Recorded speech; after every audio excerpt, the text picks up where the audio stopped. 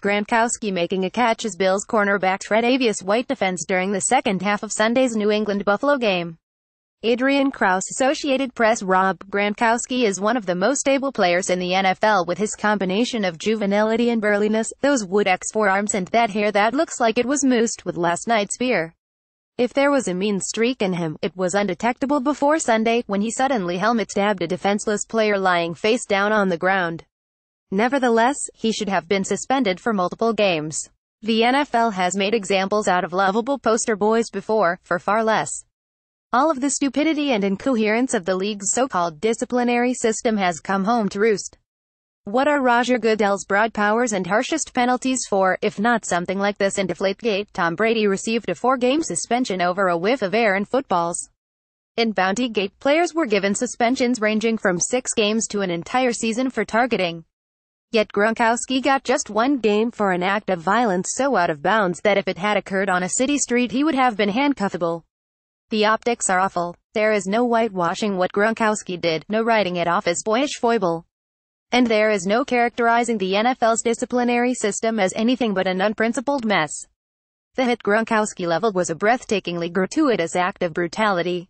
The New England Patriots were leading the Buffalo Bills 233 late in the fourth quarter when rookie cornerback TreDavious White outmuscled Gronk to make a leaping interception. The play was over, and White was lying prone on the sideline, when here came Gronkowski launching his rock-weary body at speed, with his forearm weaponized. He delivered it to the back of White's helmet, driving it into the ground so hard that the man is being treated for a head injury.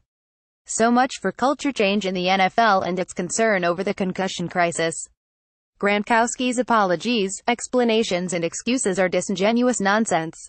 There were a lot physical unpenalized exchanges with White throughout the game, he said afterward. I was just really frustrated at that moment, he said. He was trying to push me a little bit. I just don't understand why there wasn't a flag a couple times in the game. I mean, like, what am I supposed to do? Manage yourself, that's what. Gronkowski is not paid $54 million over 6 years to lose control but to maintain control, to control his body and his temperament. The NFL is not a game of violence but rather a game of real violence averted. All of its rules are geared toward that restraint. Otherwise it's just fighting. It's important to re-stress 2 things. The hit came after the whistle, and with White already lying on the ground out of bounds.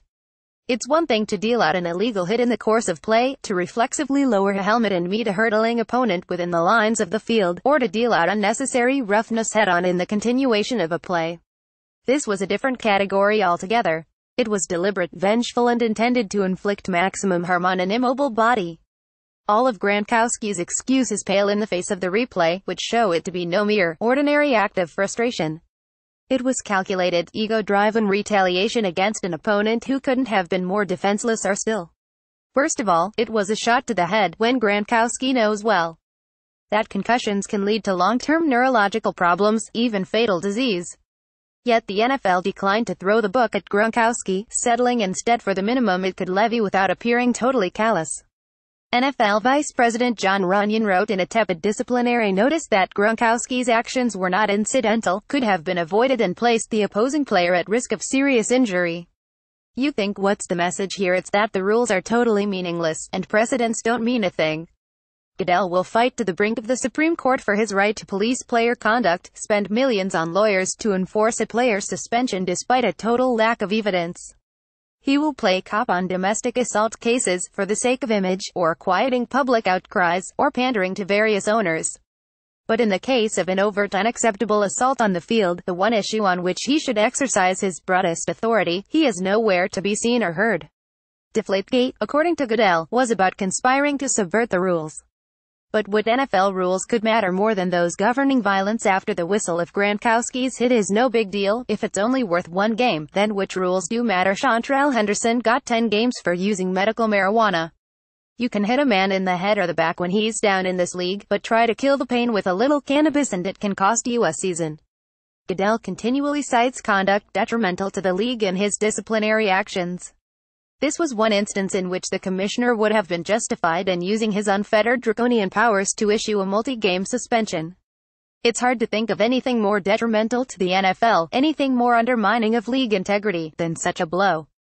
For more by Sally Jenkins, visit WashingtonPost.com. Jenkins.